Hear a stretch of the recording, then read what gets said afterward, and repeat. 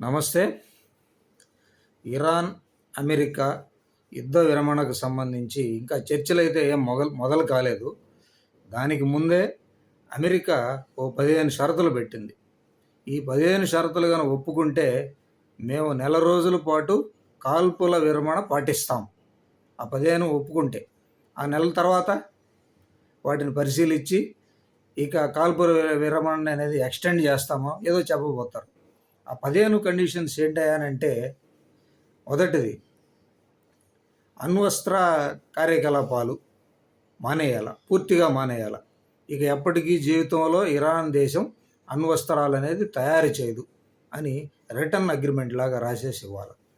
వాళ్ళ అధీనంలో ఉన్న 440 కేజీల 60% శుద్ధి చేయబడిన ప్లూటోనియం దాన్ని IAEAకి, ఇంటర్నేషనల్ అటామిక్ ఎనర్జీ ఏజెన్సీకి దానికి ఇచ్చేయాలి.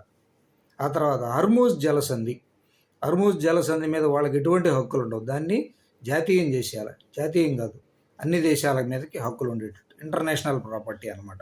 దాని మీద ఎటువంటి రైట్స్ ఉండవు. అది రిటర్న్గా ఇవ్వాలి.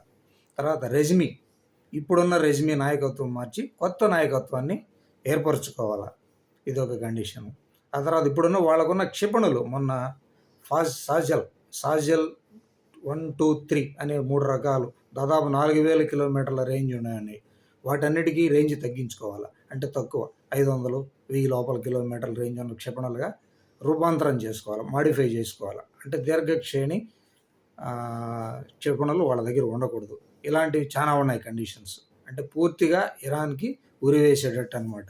ఈ కండిషన్స్ ఒప్పుకుంటారా? వాళ్ళు ఒప్పుకోరు.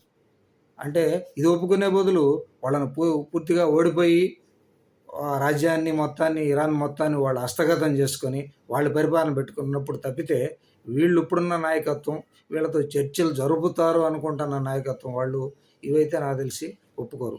ఇవి చాలా టైట్ కండిషన్స్. అది ఒప్పుకోకపోగా ఇరాన్ నుంచి వచ్చిన ప్రతిపాదన ఏంటంటే, వీళ్ళు మళ్ళీ ఒక 8 కండిషన్స్ అమెరికాకు పెట్టారు. మేము యుద్ధ విరమణ అనేది, కాల్పుల విరమణ అనేది ఒక నెల సంగతి పక్కన పెట్టండి, యుద్ధాన్ని ఆపేశారు.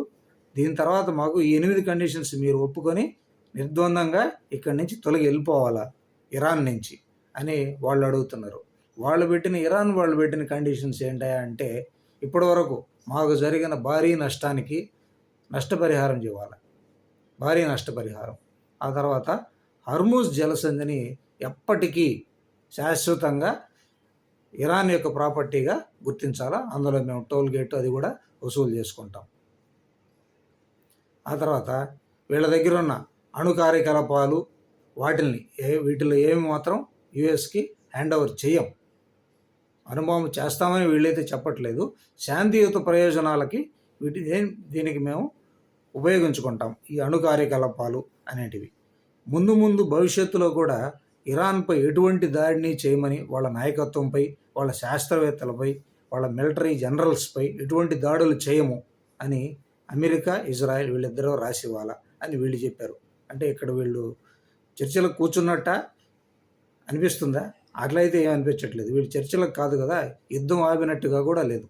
టెంపరీగా ఒక 5 రోజుల పాటు యుద్ధాన్ని ఆపి ట్రంప్ ఏదో ప్రయత్నం అయితే చేస్తున్నాడు, కానీ వీళ్ళు పూర్తిగా ఆపి చర్చల టేబుల్ వరకు వస్తారని మాత్రం ఏం నమ్మకం అయితే లేదు. ఇది ఎంతవరకు సాగదీస్తారా అనేది లేదు. మధ్యవర్తిత్వంగా కూడా పాకిస్తాన్ లాంటి ఒక దేశం మీద పెట్టుకొని వాళ్ళు మధ్యవర్తిత్వం చేస్తే ఇంత పెద్ద సమస్యకి పరిష్కారం వాళ్ళ దగ్గర దొరుకుతుందా అనేది కూడా ఒక అనుమానాస్పదమే. కాకపోతే ఈరోజు ఇరాన్ తరపు నుంచి ఇండియాని మీడియేషన్కి ఆహ్వానించినట్టు ఒకటి తెలుస్తుంది. ఇండియా దీనిలో పార్టిసిపేట్ చేస్తుందా లేదా? దీనిలో పార్టిసిపేట్ చేస్తే ఈ అరబ్ దేశాలు, గల్ఫ్ దేశాలైన సౌదీ అరేబియా, UAE ఇలాంటివి ఇరాన్కు అనుకూలంగా మనం వ్యవహరిస్తే వాళ్ళతో ఉన్న బిజినెస్ భాగస్వామ్యం అది మనకి దెబ్బతినే అవకాశం ఉంది. అలాగనే వ్యవహరించకపోతే ఇరాన్ దగ్గర నుంచి మనకు వచ్చే ఆయిల్, గ్యాస్ నిక్షేపాలు, ఆ బిజినెస్ మనం కోల్పోవాల్సి వస్తుంది. సో ముందు నొయ్యి వెనక గొయ్యిలాగా ఉంది పరిస్థితి. దీన్ని జాగ్రత్తగా, మధ్యవర్తితంగా, పేషెన్స్గా హ్యాండిల్ చేయాల్సి వస్తుంది.